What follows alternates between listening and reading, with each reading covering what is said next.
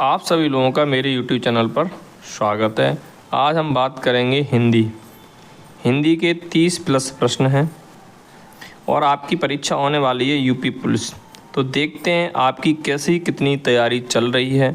इसीलिए प्रैक्टिस के रूप में इन प्रश्नों को मैं लेके आया हूँ और सारे प्रश्नों का मैं एक्सप्लेन भी आपके सामने करूँगा। अगर आपके जितने भी प्रश्न सही जाते हैं उनको आप कमेंट बॉक्स में ज़रूर लिखें। तो देखते हैं पहला प्रश्न क्या है। पहला प्रश्न आपसे पूछा गया है कि शब्द की सबसे छोटी इकाई क्या कहलाती है? स्वर, वर्ड, व्यंजन या आयोगवाह। आपको इन चार विकल्पों में से एक विकल्प चुनना है। तो आपकी शब्द की सबसे छोटी जो इकाई होती है वो वर्ड कहलाती है और वर्डों से मिलकर हमारे क्या बनते हैं? शब्द का निर्माण होता है और शब्द से मिलकर हमारे क्या होते हैं? वाक्य का निर्माण हो जाता है। स्वर आपको पूछे, अगर कुल स्वर आपसे अगर पूछे जाते हैं तो आप बताएंगे 13। और अगर शब्द आता है मूलतः स्वरों की संख्या कितनी है या सामान्यतः स्वर आपसे पूछे जाएं तो आप 11 बताएंगे। ठीक है। अयोगवाह की बात करें तो अंग और आहा, ये दोनों आपके अयोगवाह स्वर होते हैं। व्यंजनों के बारे में तो आपको पता ही है कितने होते हैं बच्चा? 39 आपके व्यंजन होते हैं। कुल वर्ड अगर आपसे पूछे जाए तो कितने होते हैं? 52। 13 और 39 मिलकर आपके कितने हो जाएंगे? 52। अगला प्रश्न देख लेते हैं, प्रश्न नंबर 2। शब्द है तपस्वी का स्त्रीलिंग आपसे पूछा गया है। ये चार विकल्प दिए गए हैं। इन चारों विकल्पों में से एक शब्द ऐसा है जो तपस्वी का स्त्रीलिंग शब्द है। तो इसका जो ऑप्शन सही होगा वो ए होगा, तपस्विनी, है ना। तपस्विनी इसका स्त्रीलिंग हुआ, किसका? तपस्वी का। अगला प्रश्न देखते हैं, प्रश्न नंबर 3। एक स्त्रीलिंग का प्रश्न तो हमने एक पुल्लिंग प्रश्न रखा है। यहाँ पे आचार्य होना चाहिए। आचार्य का पुल्लिंग शब्द होता है। तो आचार्य जो शब्द है इसका पुल्लिंग शब्द आपको बताना है। गुरु है, आचार्य है, शिक्षक है या आर्य है। तो इसका सही आंसर हो जाएगा आचार्य का पुल्लिंग शब्द हो जाएगा आचार्य। यही इसका विकल्प सही है। देखते हैं प्रश्न नंबर 4। पुस्तक रखी है, वाक्य में आपको ये बताना है कि इसके अंदर कौन सा वचन है ना। तो आपको ये बताना है इसके अंदर एक वचन है या द्विवचन है ना, या बहुवचन है या त्रिवचन है। ये चार विकल्प दिए हैं, आपको इनमें से बताने हैं। तो आपको बताइए जल्दी से, पुस्तक रखी है इसका कौन सा विकल्प सही है? तो ये पुस्तक रखी है, इसके अंदर एक वचन है। कौन सा? क्योंकि एक पुस्तक की बात की जा रही है तो इसके अंदर कौन सा वचन होगा? एक वचन है। आगे देखते हैं, प्रश्न नंबर 5। शिक्षक ने पाठ पढ़ाया, किस कारक का प्रयोग हुआ है इसके अंदर? करण कारक का, कर्ता कारक का, कर्म कारक का या अपादान कारक का। इन चार विकल्पों में से आपको एक विकल्प का चयन करना है। तो इसका जो विकल्प सही है, इसके अंदर कर्ता कारक का प्रयोग हुआ है। शिक्षक ने पाठ पढ़ाया, वाक्य में कर्ता कारक का प्रयोग किया जा रहा है। क्रिया करने वाले को कर्ता कहते हैं। इसका जो कारक चिन्ह होता है वो क्या होता है? ने होता है। कर्ता कारक का जो चिन्ह होता है वो ने होता है। आगे देखते हैं, प्रश्न नंबर 6। पुरुषवाचक सर्वनाम के कितने भेद होते हैं? आपको ये बताने हैं। 3, 2, 4 या 7। तो आपको ये बताने हैं पुरुषवाचक सर्वनाम के कितने भेद होते हैं। तो ये जो पुरुषवाचक सर्वनाम होता है उसके 3 भेद होते हैं, वो आप देख लीजिए। पहला आपका होता है उत्तम पुरुष, दूसरा आपका होता है मध्यम पुरुष और तीसरा आपका होता है अन्य पुरुष।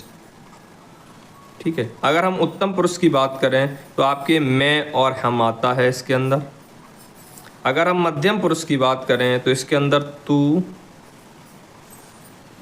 तुम और आप आते हैं। और अन्य की बात करें तो वो है, वे, ऐसे तरीके के शब्द आते हैं। अगला प्रश्न देखते हैं, प्रश्न नंबर 7। प्रश्न नंबर 7 में पूछा जा रहा है कि विशेषण के मुख्यतः कितने भेद होते हैं? आपको विशेषण के मुख्यतः कितने भेद हैं ये बताने हैं। 3 भेद होते हैं, 4 होते हैं, 6 होते हैं या 2 होते हैं। आपको एक विकल्प चुनना है। तो विशेषण के जो मुख्यतः होते हैं वो कितने भेद होते हैं बच्चा? 4 भेद होते हैं। तो देख लीजिए 4 भेद कौन कौन से होते हैं मुख्यतः।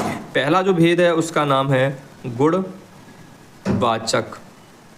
अगर हम दूसरे भेद की बात करें, गुणवाचक विशेषण, दूसरे की बात करें, परिणाम, परिमाणवाचक वाचक विशेषण। दूसरे की बात करें, संख्यावाचक वाचक विशेषण। और बात करें सार्वनामिक विशेषण। ठीक है, ये 4 होते हैं। अच्छा, इसको अगर हम सार्वनामिक विशेषण को हम संकेतवाचक विशेषण भी कह सकते हैं। आगे देखते हैं, प्रश्न नंबर 8 क्या कहता है वो देखें। निम्नलिखित में से कौन सा विशेषण नहीं है? ये पूछा कौन सा विशेषण नहीं है। ये 4 शब्द दिए हैं, पथरीला, नमकीन, बर्फीला, नमक। ये 4 दिए गए हैं, इनमें से आपको एक बताना है जो आपका कौन सा विशेषण नहीं है। इसके अंदर कोई भी विशेषण नहीं है। तो शब्द है डी, ऑप्शन नंबर डी, इसके अंदर किसी तरीके का कोई भी विशेषण नहीं है। आगे देखते हैं, प्रश्न नंबर 9 की बात करें तो किसी कार्य का करने या होने का बोध कराने वाले शब्द को क्या कहलाते हैं? वो शब्द क्या कहलाते हैं? मतलब किसी कार्य का करने या होने का बोध कराने वाले शब्द क्या कहलाएंगे? काल कहलाएंगे, संज्ञा कहलाएंगे, क्रिया कहलाएंगे या विशेषण कहलाएंगे? तो इसका विकल्प सही है सी, किसी कार्य को कराने वाले शब्द क्या कहलाते हैं?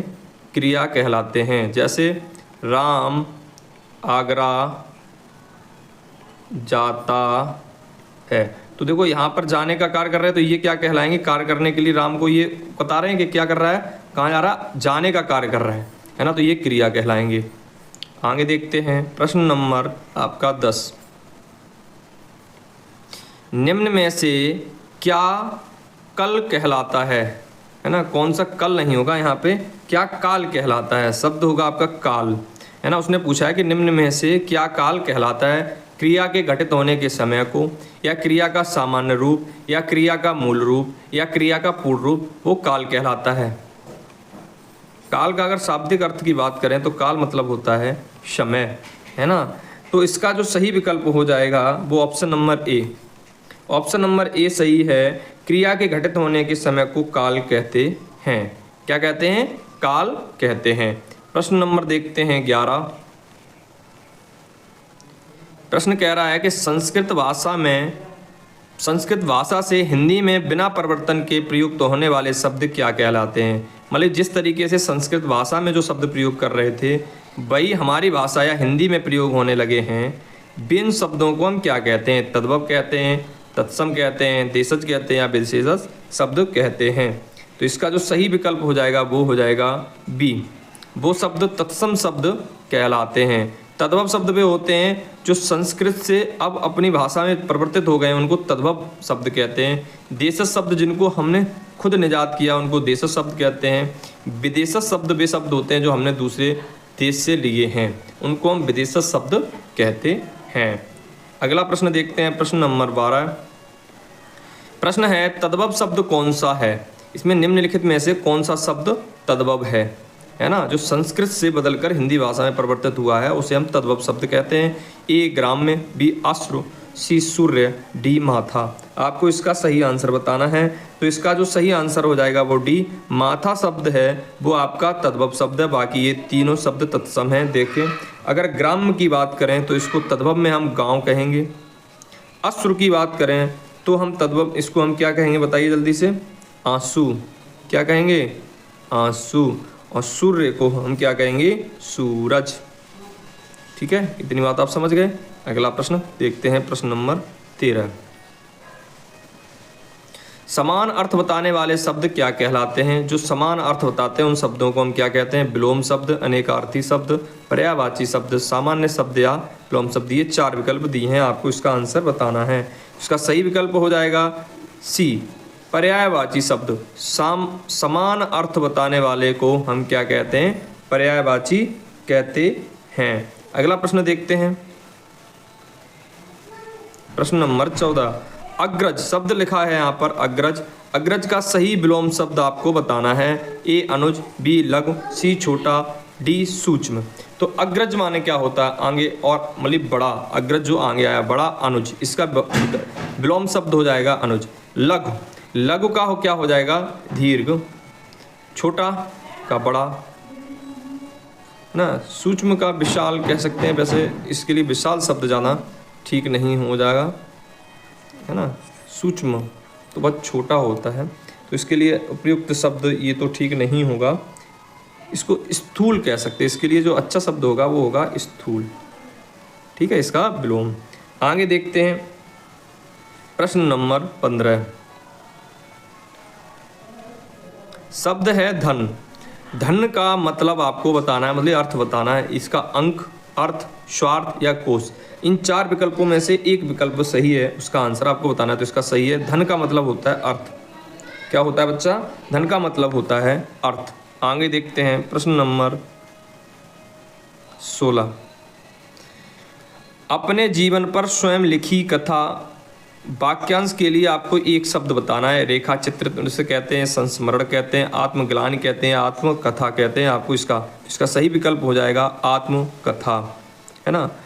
अन्य विकल्पों के लिए, वाक्यांश के लिए एक के लिए क्या क्या अर्थ हो सकते हैं वो देख लीजिए। जैसे रेखा चित्र है, किसी भी व्यक्ति या वस्तु को रेखाओं द्वारा बनाया गया चित्र, उसको हम रेखा चित्र कहते हैं। संस्मरण किसे कहते हैं, किसी के जीवन की घटनाओं को रोचक वर्णन करना संस्मरण कहलाता है। आत्मग्लानि के लिए किसी अनुचित कार्य को करने के बाद स्वयं पर होने वाला पछतावा आत्मग्लानि कहलाती है।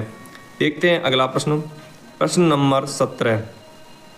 ये शब्द युग्म दिया गया है, इसका आपको अर्थ का अलग अलग आपको अर्थ का चयन करना है। इन 4 विकल्पों में से इनके अर्थ क्या हैं आपको ये बताना है। जैसे अन्न और अन्य, ये 2 शब्द दिए गए हैं, आपको इनके अर्थ बताने हैं। तो इसका जो सही अर्थ, इसका विकल्प जो सही हो जाएगा वो ए। अन्न माने होता है अनाज और अन्य माने होता है दूसरा, इसका यही विकल्प सही है, ऑप्शन नंबर ए। बाकी ये तीनों विकल्प गलत हैं।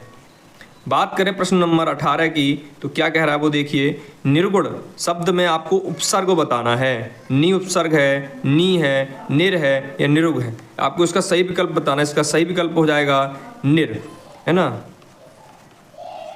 निर्धन गुण, सही है ना। तो इसका सही क्या हो जाएगा, इसका ये हो जाएगा ऑप्शन नंबर सी, उपसर्ग। उपसर्ग किसे कहते हैं, उपसर्ग वो शब्द होते हैं जो किसी भी मूल शब्द के कहाँ जुड़ते हैं, आगे जुड़ते हैं।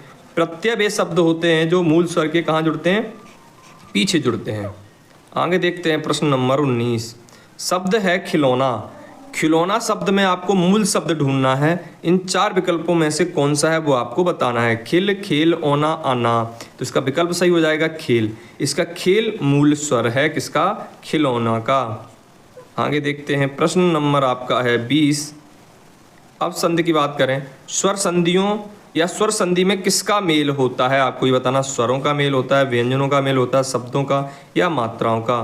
तो स्वरों में, स्वर संधि में स्वरों का मेल होता है। और स्वर संधि अगर आपसे पूछे हैं तो कितने प्रकार की होती हैं, 5 प्रकार की होती हैं, है ना, आपको पता होना चाहिए। और उनके सबके क्या पता होना चाहिए कि कौन सी, क्योंकि देखो इस शब्द, इस वाक्य का कहने का क्या मतलब है। जैसे कोई भी शब्द आपने लिया तो उसमें क्या आ का मेल होना चाहिए, तो देखो स्वरों का मेल होना चाहिए, या कोई विजातीय स्वर भी मेल कर सकता है या सजातीय स्वर भी मेल कर सकता है। लेकिन वहाँ पे किसी भी शब्द का पीछे वाला वर्ड और किसी भी शब्द का आगे वाला वर्ड जब दोनों आपस में मिलेंगे वे दोनों क्या होने चाहिए, स्वर होने चाहिए, तो उनको हम स्वर संधि कहते हैं।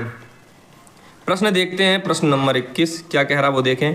उन्होंने कहाँ जाना है वाक्य में किस प्रकार की अशुद्धि है, आपको अशुद्ध इसमें बताना है कि किस प्रकार की अशुद्धि है। सर्वनाम संबंधी, संज्ञा संबंधी, क्रिया संबंधी या विशेषण संबंधी अशुद्धि है। आपको इस विकल्प, इसका आंसर चयन करना है। तो इसका विकल्प सही है ए। इसके अंदर सर्वनाम संबंधी अशुद्धि है। यहाँ पर इन्होंने की जगह पर होना चाहिए था उन्हें कहाँ जाना है, वाक्य बनता उन्हें कहाँ जाना है। तो यहाँ पे कैसी अशुद्धि है, सर्वनाम संबंधी अशुद्धि इसमें दी गई है। बात करें प्रश्न नंबर 22 की, सामासिक पद को तोड़ना कहलाता है संधि, समास, समास विग्रह, समास समास विच्छेद, आपको इसका विकल्प चुनना है। तो इसका सही हो जाएगा समास विग्रह। अगर किसी भी सामासिक पद को हम तोड़ रहे हैं तो वो क्या कहलाएगा? समास विग्रह कहलाएगा। अब बात करें प्रश्न नंबर 23 की। कर्मवाच्य में प्रधान होता है कर्ता, भाव, विचार या कर्म। कर्मवाच्य में कर्म प्रधान होता है या कर्म प्रमुख होता है। कर्मवाच्य में कर्म प्रधान होता है। कर्मवाच्य क्रिया के उस रूपांतर को कहते हैं जिससे ज्ञात होता है ना, कि वाक्य का उद्देश्य क्रिया का कर्म है। अगला प्रश्न देख लेते हैं, प्रश्न नंबर 24। जिन शब्दों में लिंग, वचन, कारक आदि के कारण कोई परिवर्तन नहीं होता है वो क्या कहलाते हैं? क्रिया कहलाते हैं, वचन कहलाते हैं, अव्यय कहलाते हैं या वाच्य कहलाते हैं। तो वो शब्द क्या कहलाएंगे? ऑप्शन नंबर सी, अव्यय शब्द कहलाते हैं, जिनमें न तो लिंग पे कोई परिवर्तन आएगा, ना वचन पे कोई परिवर्तन आएगा, ना कारक पे कोई परिवर्तन आता है। ऐसे शब्दों को हम क्या कहते हैं? अव्यय कहलाते हैं। देखते हैं प्रश्न नंबर 25। ये दिया गया है, इस विराम चिन्ह का नाम आपको बताना है। ये वाला जो चिन्ह दिया है इसका, तो प्रश्नवाचक कहते हैं, अल्प विराम कहते हैं, योजक कहते हैं या पूर्ण विराम कहते हैं। तो इसको हम क्या बोलते हैं? प्रश्नवाचक कहते हैं। अल्प विराम ये कॉमा होता है, योजक इस तरीका का चिन्ह होता है, पूर्ण विराम इस तरीके का चिन्ह होता है और अर्धविराम इस तरीके से बनता है। जान लीजिए ऊपर अल्प विराम के ऊपर क्या रख जाएगी? बिंदी। तो ये हो जाएगा आपका अर्धविराम। अब देखते हैं प्रश्न नंबर 26। मुहावरे अपना सामान्य अर्थ देकर खाली स्थान अर्थ प्रकट करते हैं। विशेष, परिवर्तित, पर्याय, असामान्य। आपको इन 4 विकल्पों में से एक विकल्प को चुनना है। तो जो मुहावरे अपना सामान्य अर्थ देकर क्या प्रकट करते हैं? विशेष अर्थ प्रकट करते हैं। शब्द का प्रयोग जो होता है वो विशेष अर्थ में प्रकट होने लगता है मुहावरे। अब देखो आपके सामने एक लोकोक्ति आ भी गई है।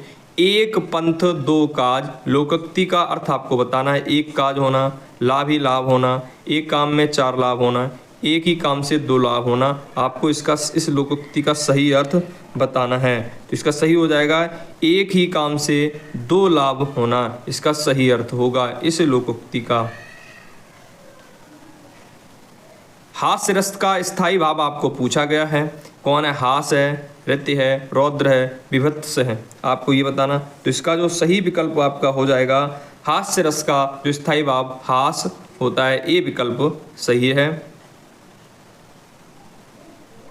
प्रश्न है, कुंडलिया छंद में कितने चरण होते हैं? आपको ये बताने हैं। कुंडलिया में छंद में कितने चरण होते हैं? तो कुंडलिया छंद में 6 चरण होते हैं। ठीक है, यह जो चरण इसके अंदर 6 चरण होते हैं, यह मात्रिक विषय है, संयुक्त छंद है। दोहा और रोला छंदों के मिलने से यह छंद बनता है। ये भी आप जान लीजिए। कुंडलिया जो छंद है वो किससे? दोहा और रोला से मिलकर बनता है। अगला प्रश्न देखते हैं, प्रश्न नंबर 30। वर्णों की एक से अधिक बार आवृत्ति। एक ही वर्ड है, अब शब्द यहाँ ध्यान से पढ़ना। वर्णों की एक से अधिक बार आवृत्ति अलंकार में होती है। किस अलंकार में वर्णों की एक से अधिक बार आवृत्ति होती है? उपमा में होती है, रूपक में होती है, अनुप्रास में होती है, श्लेष में होती है। तो इसका सही विकल्प हो जाएगा अनुप्रास अलंकार। सी विकल्प सही है। वर्णों की बार बार आवृत्ति अनुप्रास अलंकार में होती है।